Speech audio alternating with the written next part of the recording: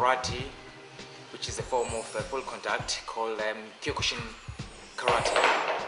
Currently I'm a British champion, middleweight, and English championship as well, middleweight.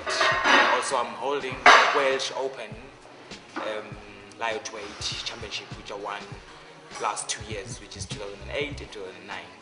So welcome to my form of training. So I'll be taking you through how hard I train, preparing for the competition. Could you just tell us a little bit about how you first got involved in karate? I got involved in karate, I would say I was 8 years old. Get involved obviously because of one reason is because when we were a kid, everyone wanted to do karate. Everyone wanted to be like Bruce Lee. So that was the only reason, trying to be like Bruce Lee, really. There was no really nothing that special, except it was films, true films, I would say, in movies. And how did, once you sort of started, when did you realise that you wanted to compete sort of like nationally and try and win championships, or was it just to keep fit? Basically, the reason was, the background where I'm from, I was from the rough area, so you realise that if you can't fight, you can't really look after yourself. So the reason was to look after myself behind it as well. So because I was from the rough area, so to do karate at the same time you can look after yourself. And you told me earlier your mum was actually a ballroom dancer. And is that what she wanted you to grow up to be? Yes, I would say that. Obviously, my mom was a ballroom dancer, so she was expecting the son as well to be a ballroom dancer, but it didn't work that way. But I would love to do it. I did do it for some time because I won some of them ballroom dancing competition back then, but it ended up it was not my thing. So I was more into fighting than dancing, really. But do you think there are any similarities between ballroom dancing and fighting?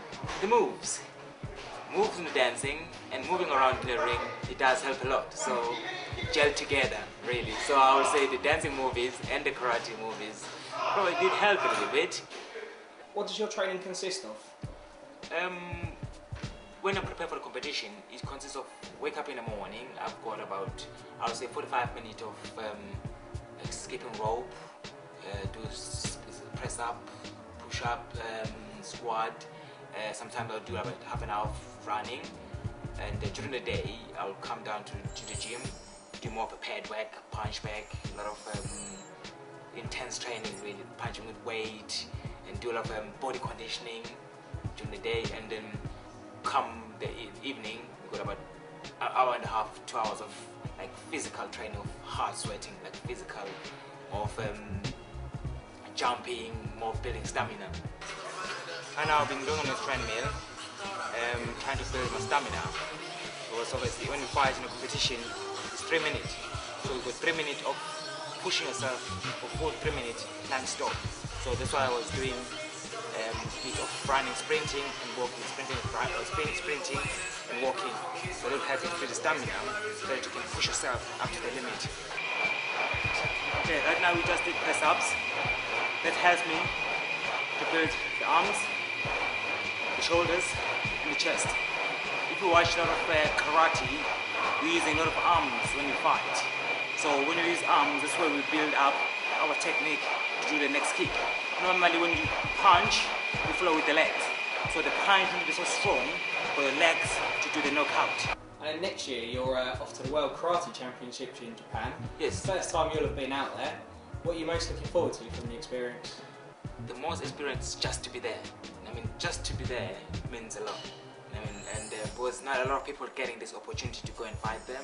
So to be there and step on that ring will mean probably one of my dreams that have been fulfilled. Because just to be there, just to be present in there will mean the world to me. Probably that's when I will retire after next year. And your form of karate is full contact. Yes. What's some of the injuries you've had yourself? Have you ever been badly hurt? I broke my ribs. I broke some of my toes. I broke some of my fingers. I broke my jaws. I got mental plate on my jaws now. So yes, there's some serious injuries. Most I would say most injuries was breaking my jaws and breaking my ribs. So it's more serious injury. When you're competing, can that happen in tournaments? Oh yeah. I've seen some of injuries, and I've injured some people as well myself. So I've seen it, I've done it. So it can happen a lot. And it's tissue, exactly. It goes back to tissue to discipline yourself. When you're in a ring, keep your guards up all the time. Yeah. See, a normal person wouldn't like to get hit in the stomach like you do, or hit in the face. How do you train your body to cope with all the punishment? It's more of a body conditioning, really. Sometimes I will get someone just stand there, someone just hit you.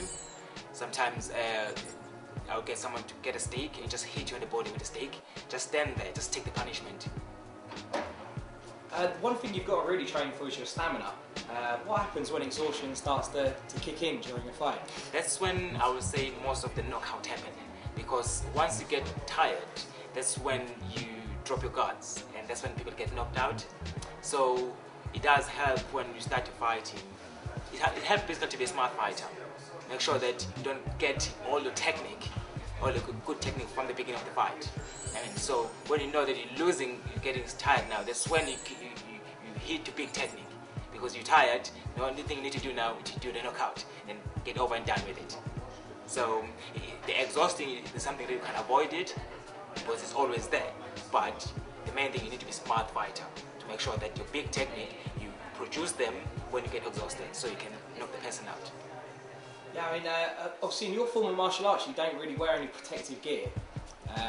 Do you think guys that wear protective gear, they're a little bit wimpy, or?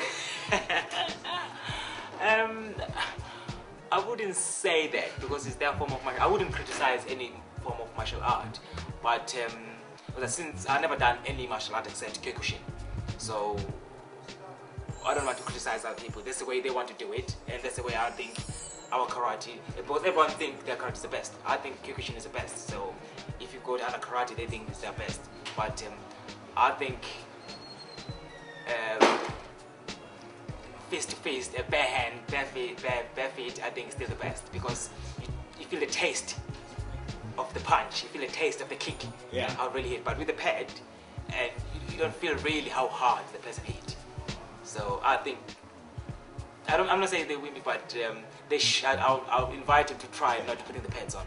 I was going to say, I mean, if you had to come up against someone from a different background, say taekwondo or a different martial art, how do you think your style would compete against them? We've fought some of other martial art people, and in most cases we do take them.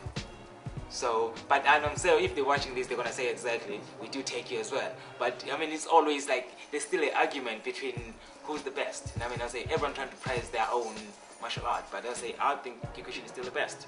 I mean, like it or don't like it, it's still the best. So, personally, bring someone from Taekwondo, I'll take him. You're 32 now. What are your big hopes before your career ends? Fight in the World Tournament next year. Fight in the World Tournament. So that's my dream, and I'm so looking forward to it. So before my career ends, I need to fight the world competition. I mean, I'm not saying I'll win it, but I will fight it, and I want to do good. So that's my dream at the moment. So I'm looking forward to the world competition next year at the moment.